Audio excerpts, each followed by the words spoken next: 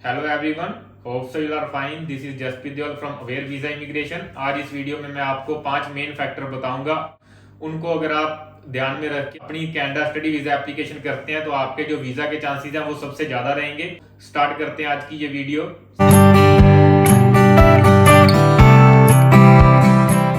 आपकी Canada study visa application में जो सबसे पहला स्टेप है और सबसे मेन फैक्टर है वो है आपका English proficiency test.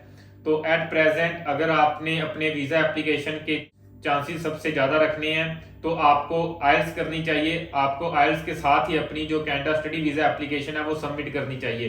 At present ये देखा जा रहा है कि जो भी स्टूडेंट्स पीटी, टोफल या कोई भी और इंग्लिश प्रोफिशिएंसी के टेस्ट के साथ अपनी वीजा एप्लीकेशन लगा रहे हैं उनका जो वीजा सक्सेस रेट है वो ज्यादा अच्छा नहीं है। नो मैटर कि उनका पीटी या टोफल में कितना भी स्कोर है, आपको अपने वीजा चांसेस को अच्छे बनाने के लिए आपको आइल्स में 6 ईच एटलीस्ट लेने होंगे एंड उसके साथ ही आपको अपनी जो वीजा एप्लीकेशन है वो लगानी चाहिए। सेकंड जो मेन फैक्टर है जो आपकी वीजा एप्लीकेशन के रिजल्ट को अफेक्ट करता है वो है आपका कोर्स। आपका जो कोर्स है वो रेलेवेंट होना चाहिए।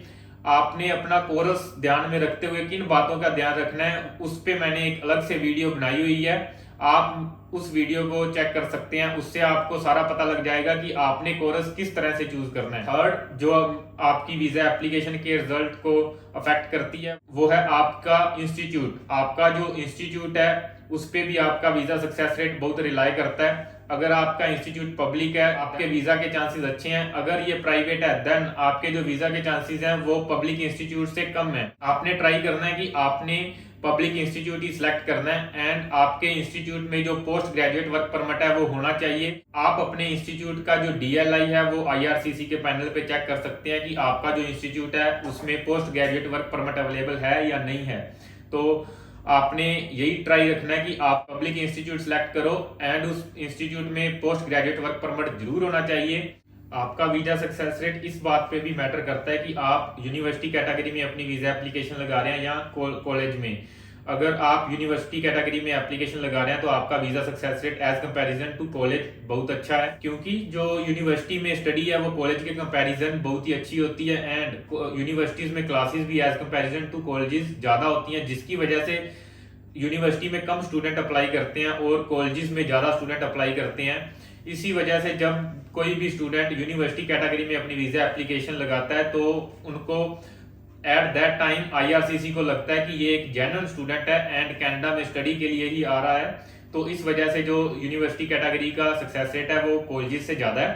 फोर्थ फैक्टर जो आपकी कनाडा स्टडी वीजा एप्लीकेशन के सक्सेस रेट को अफेक्ट करता है वो है आपके इंस्टीट्यूट की लोकेशन। अगर आपका जो इंस्टीट्यूट है वो ऐसे प्रोविंसेस में है जहां पे जो पॉपुलेशन है वो लीस्ट है, एट दैट टाइम भी आपका जो वीजा सक्सेस रेट है वो अच्छा होता है। लाइक अगर आप अटलांटिक प्रोविंसेस में अप्लाई करते हैं जिसमें कि new Brunswick, new फाउंडलैंड Labrador, Nova Scotia and Prince Edward island आते हैं, देन आपका जो वीजा सक्सेस रेट है वो अच्छा रहता है। वहीं अगर आप अपनी जो वीजा एप्लीकेशन है एक ऐसी प्रोविंस में लगाते हैं जहाँ पे कि बहुत सारे एप्लीकेंट वीजा एप्लीकेशन अपनी सबमिट कर रहे हैं तो वहां पे आपका जो वीजा सक्सेस रेट है वो लिटिल बिट कम रहता है। कनाडा भी यही चाहता है कि उनके सारे प्रोविंस है जो डेवलप हों और अगर स्टूडेंट्स अलग अलग प्रोविंसेस में जाएंगे तो ये लीस्ट डेवलप्ड प्रोविंसेस को भी डेवलप करने में हेल्प करेंगे। जिन भी प्रोविंसेस में पॉपुलेशन कम है वहां पे जो वीजा सक्सेस रेट है वो थोड़ा सा पॉपुलेटेड एरिया से बेटर रहता है। साथ ही साथ आपका जो वीजा सक्सेस रेट है वो इस बात पे भी रिलाई करता है कि आप अपने इंस्टीट्यूट का मेन कैंपस ले रहे हैं या फिर ब्रांच कैंपस ले रहे हैं। काफी कॉलेजेस या यूनिवर्सिटीज ऐसी हैं जिनका जो मेन कैंपस है वो सिटीज में नहीं है, वो आउटसाइड सिटी है। लाइक अल्गोमा यूनिवर्सिटी का जो मेन कैंपस है वो सोल्ट सी मैरी में है और इसी तरह से जो जॉर्जियन का मेन कैंपस है वो बैरी में है। फ्लेमिंग कॉलेज का मेन कैंपस पीटरब्रो में है।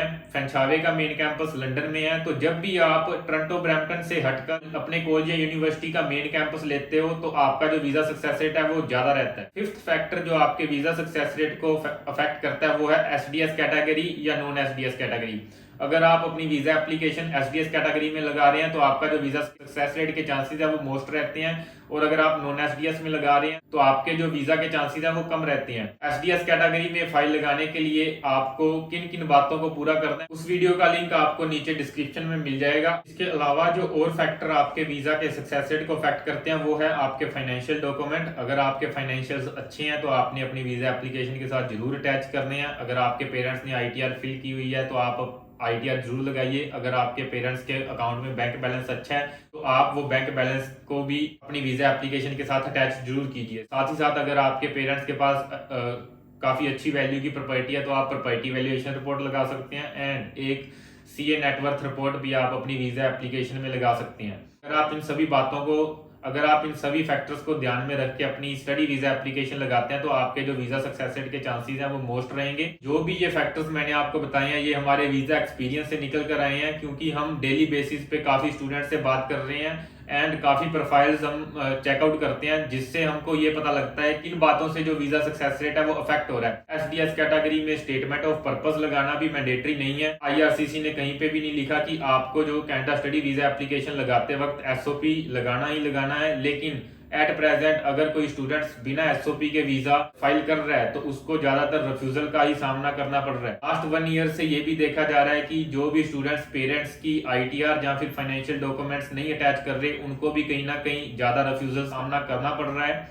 वहीं अगर हम बात करें तो आईटीआर लगाना मैंडेटरी नहीं है एसडीएस कैटेगरी में। आईआरसीसी ने कहीं पे भी ऐसा नहीं लिखा कि आप आईटीआर लगाओ ही लगाओ, लेकिन फिर भी स्टूडेंट्स को अच्छी प्रोफाइल होने के बावजूद भी इन बातों के कारण रिफ्यूज किया गया, और वही स्टूडेंट्स ने जब री एप्लीकेशन की एंड आईटीआर अटैच की या फाइनेंशियल डॉक्यूमेंट लगाए एंड उनका जो वीजा था वो ग्रांट हो गया। तो हर चीज रूल के अकॉर्डिंग नहीं होती, कुछ चीजें ऐसी होती हैं जो ट्रेंड के अकॉर्डिंग एंड एक्सपीरियंस के अकॉर्डिंग ही होती है। इसी तरह की यूजफुल इंफॉर्मेशन के लिए आप हमारा यूट्यूब का चैनल सब्सक्राइब कर सकते हैं। इस चैनल पे आपको इसी तरह की यूजफुल इंफॉर्मेशन मिलती रहेगी। Thanks a lot.